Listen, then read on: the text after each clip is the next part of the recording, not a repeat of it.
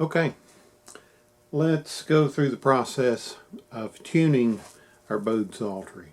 In the last video we learned how to find the layout of the strings and what each note is as far as each note on the psaltery, all 30 strings. And this is just on the one that I'm tuning here. Yours may be different and you'll need to figure out what those are. If you can find that out, it would be great. Here is the first note on the right hand side is G, and then remember in the video how it goes to G and it starts over. So there's A, B, C, D, E, F, G, just like the alphabet. Starts over at A, keeps going on up. So we're going to start with that G note, would be the first one. Before we start tuning, let's talk about how I've got this set up here. I've got a piece of rubber mat that you can buy at the local big box stores. Comes in a roll. You can cut off a piece of it to use on a hard surface, a tabletop, or even if you're laying the psaltery across your lap to tune it in a jam, a piece of this to lay across your lap to hold it in place would be a good idea. One caution about this: it will stick to the back of the instrument, and there's some kind of a chemical reaction that causes the lacquer finish to melt, but that's over a certain amount of time. Just long enough to tune it and then take it off of that. Don't ever store this in your case next to the wood or the strings, or even the bow. So be cautious with this and you should be fine. Now this is okay for tuning. I usually, if I'm tuning just like this, I'll support the psaltery on each side when I'm turning the wrench so it doesn't twist. To go another step, and this is something that you could do very easily at home, you may be able to do it yourself, or if you know someone that's a do-it-yourselfer, I've got a board here that's cut out of, well, this is a piece of MDF board. You could use plywood. This is 1 inch thick. You could go down to a 1/2 inch thick. Plywood, just a regular board, just whatever you've got. But lay the board down, lay the psaltery on it, trace it around. I've traced this out with a green Sharpie, and then I've cut it out on my bandsaw. But you could use a jigsaw. You could also do that. I don't have it closed in at the end because on the bandsaw I needed to cut in and back out. But that's okay. If the point sticks through there, it's not going to hurt anything. It actually lets it, if your psaltery is just a little bit small for it around the tip there, it flexes a little. So that's okay as far as I'm concerned. But lay that on top of the rubber mat, and then take like a hand towel or a kitchen dishcloth would work. Just whatever will completely cover the board. Lay that in there. Put your psaltery in. Now mine is a little bit tight with this, so I kind of have to push it down in there, which is okay. It holds it in place. Can you see that it's not clamped to the table, just that rubber mat's what's holding it in place, but when I'm trying to move it, it's actually shaking the table. It's not, the psaltery is not itself not scooting around. So great for tuning, but another plus to it would be if you break a string and you need to replace a broken string, this is a great setup for that. It holds the psaltery very steady. I use this exact setup when I'm stringing every one of my bowed psalteries. So I think it would work fine for you.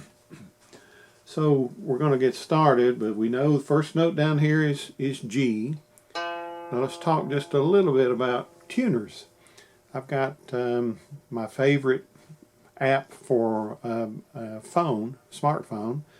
I've got an Android, but they also have a version for an iPhone, maybe an iPad and a tablet. I'm not sure on that, but at least on the phone.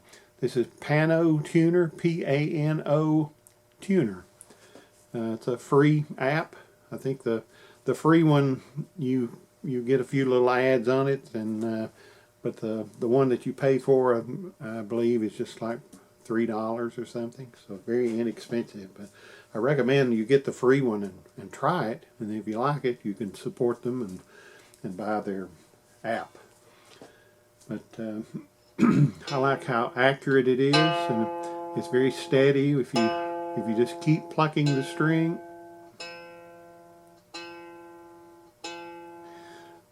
So I'm using the pad of my finger to pluck the string. So when I do that, I pluck it at least once every second, 1 to 2 seconds. Just keep plucking that string. Now, to find the note, the G down here, the note that I'm going to start with, what I do is tune each side, one right after another. So this side I'll tune all the way up to the highest note. Then I'll go to the left side and tune all the sharps and flats. To find this first note, you can run your finger down the string to the pen. You can wiggle the string. I don't know if you can see the string wiggling there, but I can see it all the way down to there. But something new I've started doing is painting the top of that one tuning pen, the starting pen for tuning, with black paint, or what is pretty much a little bit handier than that is black fingernail polish. I got it at the Everything's Almost a Dollar store, or whatever you call it.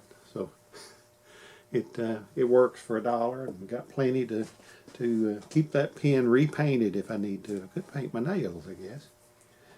But anyway, we're going to start on that pen. Put the tuning wrench on. I use a T-handle wrench. I like the leverage that it gives me. I wrap my fingers around it so that the metal shaft is sticking out between my middle and ring finger, and then my thumb backs up my index finger. Gives me a really good grip. So to make double sure that I'm on that correct string, you're going to turn the tuning wrench counterclockwise. So you're going to go down in pitch and listen and see if it does. That is a sure sign that you're on the correct pin. So if you're ever going out through here and you get on a pin and you want to test to make sure that you're on the correct one, pluck the string and turn it counterclockwise to lower the pitch, and see if you hear it going down. There's no doubt about it if it does.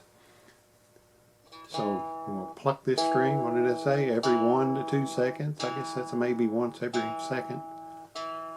But watch the tuner when I'm raising it to pitch. I'm going to G. There's F. F sharp.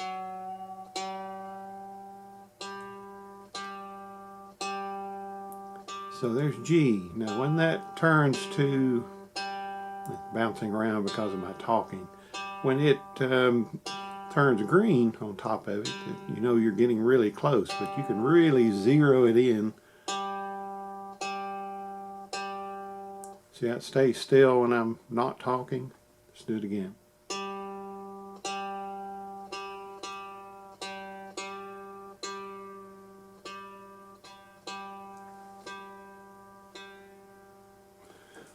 So when you get really close to pitch, if you go above just a little or below just a little, it's kind of a little nudge with the tuning wrench. It's not really turning. You can't really feel it turning. You're just kind of nudging it up and down. Looks like we're still good. Okay, we're going to the next string. Next string up would be A. Here at the tuning pins, the pins are staggered back and forth from one row to the next. So the next string up will be on the bottom row. So the pins are kind of angled like this, so that the further that I go up the scale, the further across I'll come to the very last pin there on the end, and then the highest note. So we'll start now. The other thing to remember is when you take the wrench off, or just before you take the wrench off, look at the wrench and be sure you know where you're going, and just go ahead to that pin. So every time I tune a pin, I'm moving to the next. Before I lift the wrench off, I turn my head and look at the wrench and make sure that I know where I'm going. And it keeps down the confusion. If I'm talking to someone and I get distracted, sometimes I'll end up on the wrong pin. But if I start turning the wrench and nothing's happening when I'm turning the wrench, that's pretty much a sign that I'm on the wrong pin. If I keep turning the wrench, of course, it doesn't take much more that you're going to break a string. So it's important that you get on the correct pin. So I'm going to the next pin, which would be there. Now just to make sure, we'll pluck the string and we're going to go down in pitch. So I heard it, so I know I'm on the right one. So I'm going to tune it. I'm not going to say anything, but I'm just going to do what I said.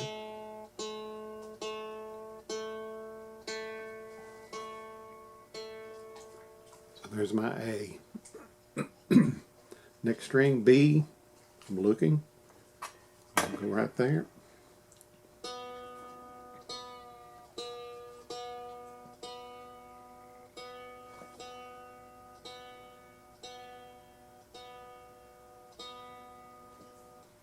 Next string.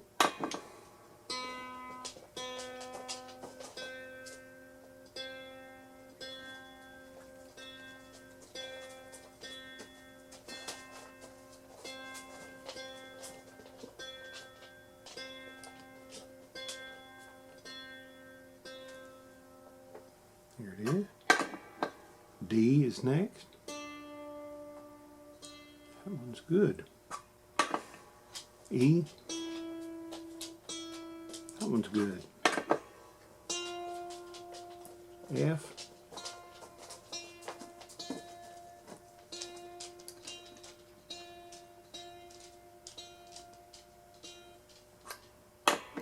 G.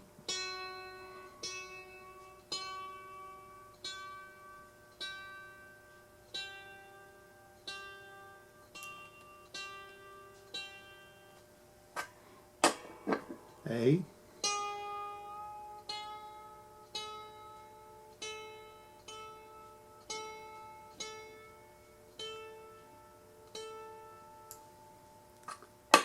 B. That's good. C.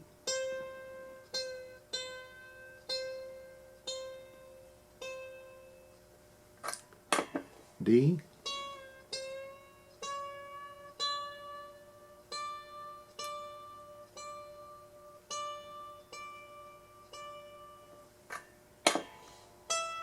E.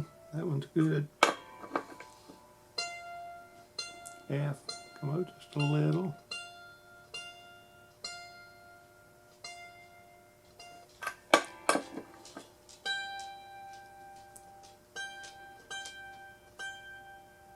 G.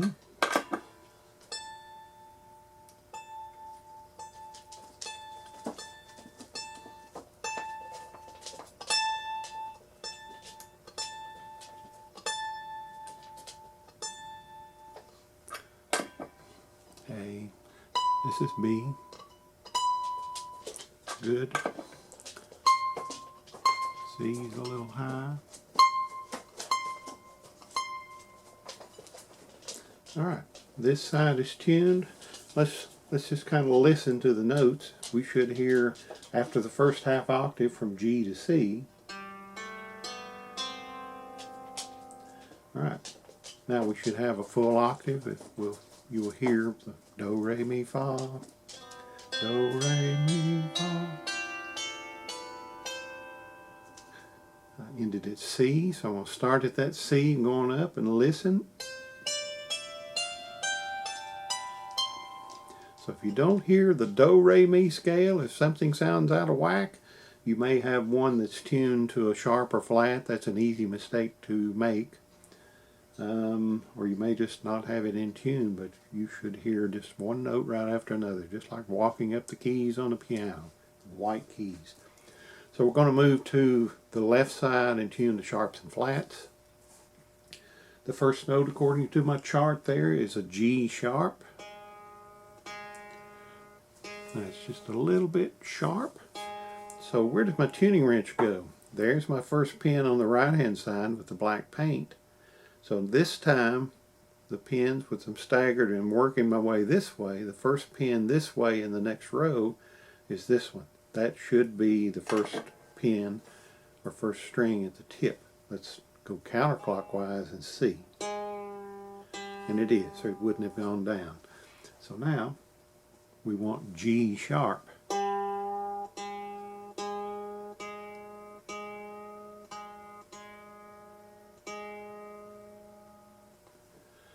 And then moving, looking at the wrench, moving to the next. Should be an A sharp. There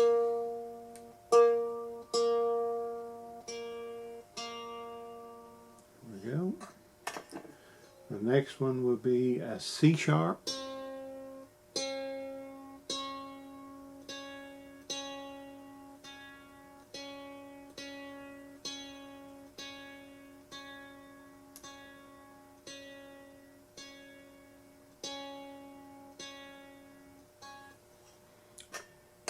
D sharp.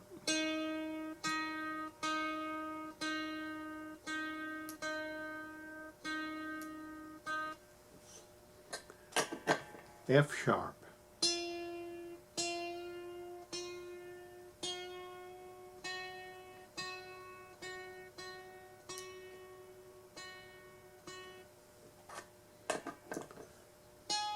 G sharp.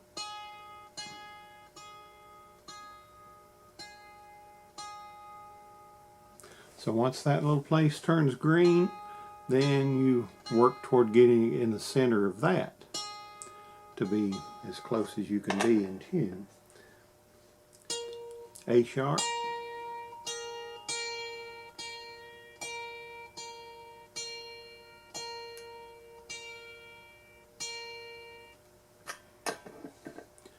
Back to C sharp again.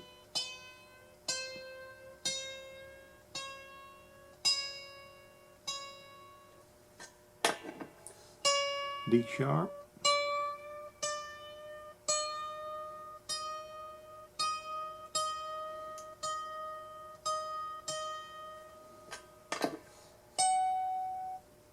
F sharp.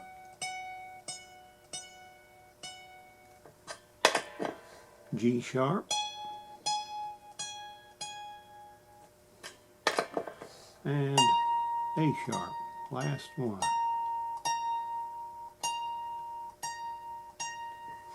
Alright, when I pluck through the strings on the left side, it would be like playing all the black keys on the piano. So it's also known as the pentatonic scale. But listen and see if you've heard this before.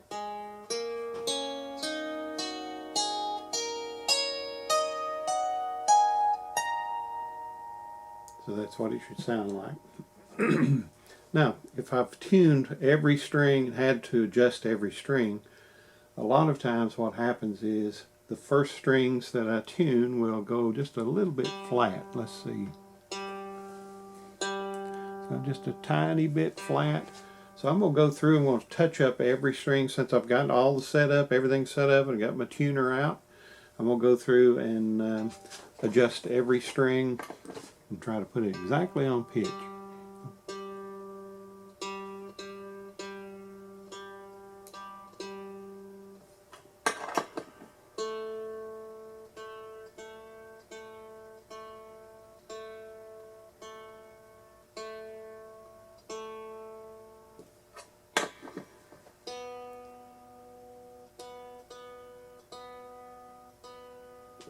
Have you noticed that those first three were just slightly flat? This one too.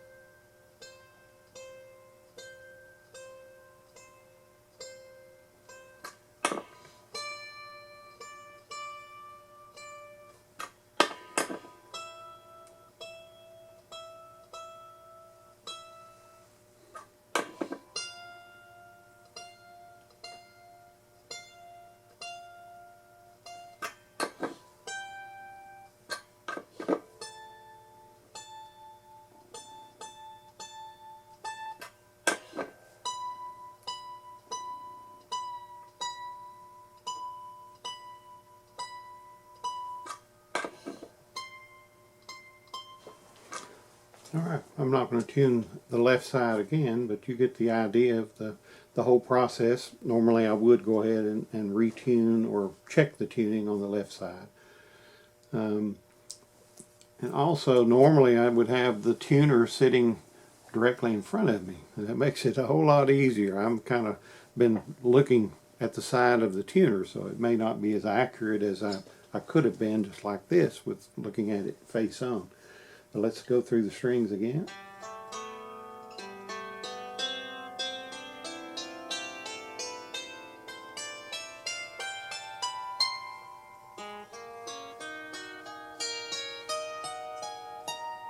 Sounds good.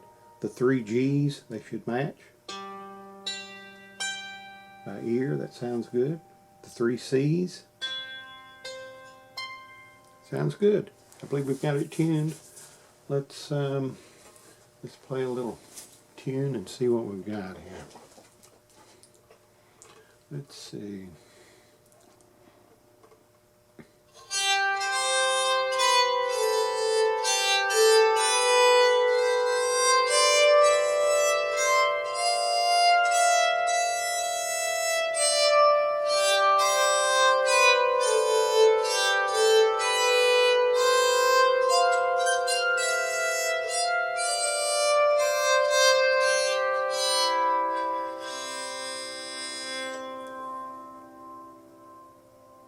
Everything ringing in unison there. Sounds very nice. So that's the tuning process. You can use lots of types of tuners. So the phone tuner is not the only one that'll work. The little clip-on tuner, you can clip right onto the tip of the Psaltery. The snark also would clip onto the end. My tuning wrenches, I drill a hole in the end of the tuning wrench that actually holds the snark tuner head using the little arm that's attached. So you pull it right out of the clip on the tuner. I push that in there. So when I'm tuning, what I'm looking at is the tuner head between my fingers. Let me see if I can show you that it's... I'm just plucking a few strings to see. That should read C. You see how that works. With it has to be in contact with the or on the pin for that to work. But it's a pretty nice way to tune. Now, if you live close enough to me, bring me your tuning wrench. I'll drill a hole in it. It needs to be the T-handle wrench.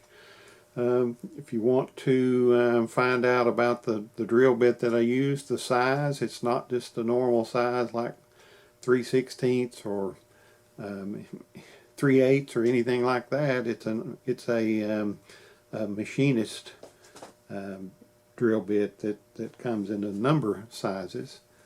And off the top of my head, I can't remember it, but if you email me, if you want to know, email me and I'll send you that information as far as exactly what size to use for the snark.